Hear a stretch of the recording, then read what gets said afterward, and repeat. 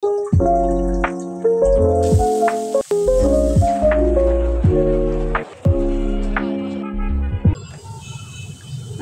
আলাইকুম, সবাই কেমন আছেন? আশা করি সবাই ভালো আছেন। আলহামদুলিল্লাহ, আমরাও সবাই ভালো আছি। তো আপনাদের মাঝে আর একটা ভিডিও নিয়ে চলে আসলাম। তো এখানে রান্না করতে আসছি। তো এখানে আমি ঝিঙা, আলু,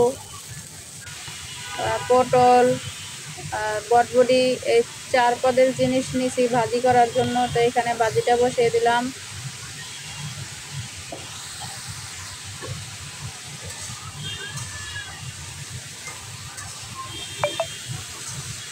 তো পাশের চুলায় ভাত বসাই দিছি। তো সারাদিন কি করি তো দেখতে থাকুন। আর এই যে মাছটা ফ্রিজে ছিল, ফ্রিজ থেকে নামাইছি, এখন এটা ভিজাই রাখছি। তো একটু পরে কাইটা নিব। এদিকে আমার ভাজিটা একটু লাড়াচাড়া দিয়ে দিছি। তো এই যে আমি মাছ কাইটা ধুইয়া পরিষ্কার করে নিছি। এখন আমি এটা, আর এই যে দেখেন মাছের থেকে ডিম বের হয়েছে, এই ডিমটা আমি ভুনা করব, পেঁয়াজ দিয়ে ভাজা করব। আর এইখানে আমি কড়াইতে ভাজিটা প্রায় হয়ে গেছে। এই যে ভাজি আমার হয়ে গেছে। আর এই কড়াইতে আমি পেঁয়াজ বসাই দিছি। এইখানে আমি ওই মাছটা ভুনা করব। মাছটাকে ছোট ছোট পিস করে কাইটা তারপর আমি ভাজবো না, ভাজা ছাড়াই আমি আদা রসুন বাটা, জিরার গুঁড়া, ধনিয়ার গুঁড়া, মরিচ, হলুদ এগুলো দিয়ে আমি সবগুলো দিয়ে মশলা দিয়ে আমি মাছটা ভুনা করবো আর কি। তো এইখানে যে আমি সব কিছুই আস্তে আস্তে দিয়ে দিতেছি দেখেন। আর ফ্রিজে ফ্রোজেন করা টমেটো ছিল, সেটাও আমি দিয়ে দিব এখানে।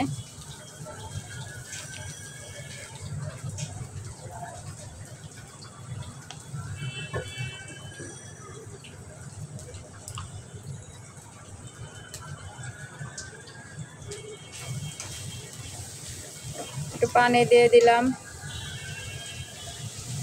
মশলাটা এই পানিতে ভালো করে কষায় নিব। তারপরে যে ফ্রোজেন করা টমেটোটা দিয়ে দিতেছি এখানে।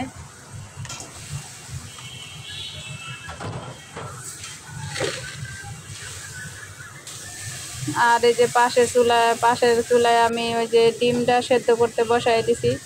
ডিমটা সেদ্ধ করলে কি হবে, মাছের যে একটা আঁশটা গন্ধ সেটা ওই ডিম থেকে চলে যাবে। এই কারণে আমি ডিমটা সেদ্ধ দিয়ে নিতেছি।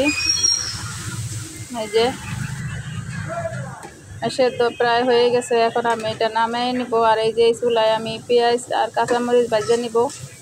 তো আমি ওই ডিমটাকে ছোট ছোট পিস করে কেটে তারপরে ই করবো। আর এইখানে আমার মাছটা কষানো হয়ে গেছে ভালো করে, আমি ঝোলের পানি দিয়ে দিলাম।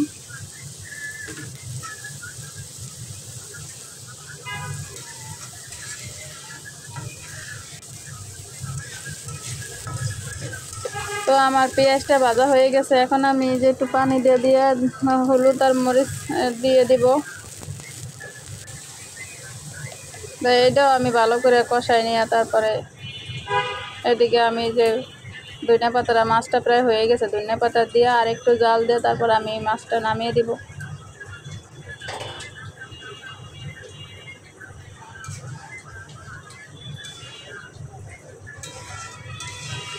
আর আপু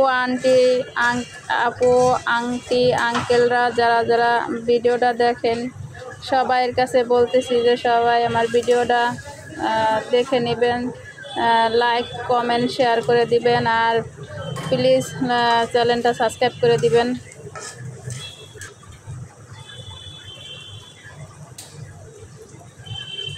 তো এইখানে আমি ডিমটা দিয়ে দিলাম। আর এই যে দেখেন আমার মাছ ভুনাটা হয়ে গেছে।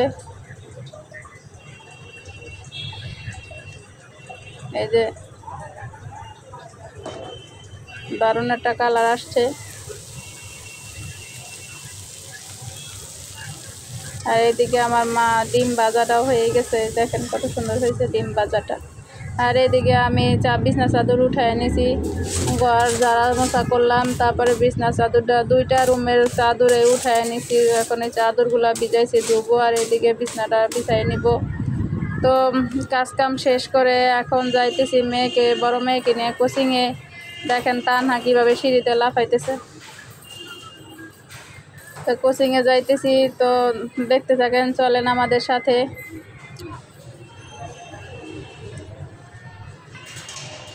তানহা সবসময় আমার কাছ থেকে চাবি নিয়ে যায়, চাবি নিয়ে নিজে গেট খুলে, সবসময় এই কাজটা করে যে আম্মু তুমি খুলবে না, আমি খুলি। তো খুলো, শিখো। আর এই যে দেখেন আমরা চলে আসছি, এইটা হলো 10 নম্বর শাহালি প্লাজা মার্কেট।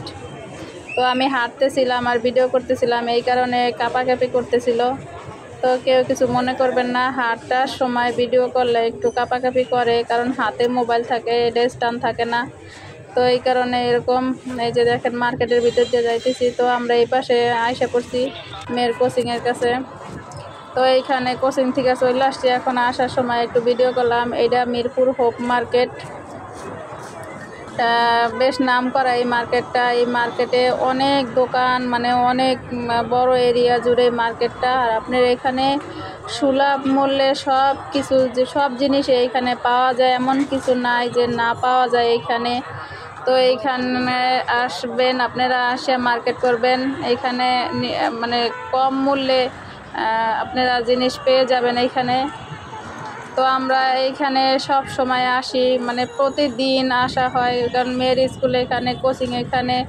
তো এইখানে হাঁটি আর এগুলো দেখি, মানে অনেক কম দামে এখানে জিনিসপত্র পাওয়া যায়, বিভিন্ন ধরনের বিভিন্ন আইটেমের জামা কাপড় পাওয়া যায় এখানে। তো আপনারা আসবেন, এসে কেনাকাটা করবেন। আর ওই যে দেখেন আমি এদিকে সোজা ধরছি, এখানে মেট্রো রেল যাইতেছে, ট্রেন যাইতেছে আর কি উপর দিয়ে, সেটা একটু ধরলাম।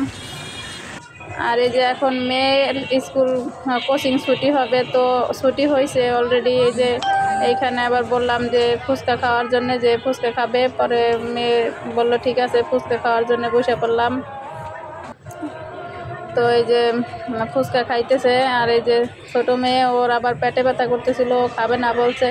তো এই দেখেন এইখানে এই যে যাইতেছি আমরা।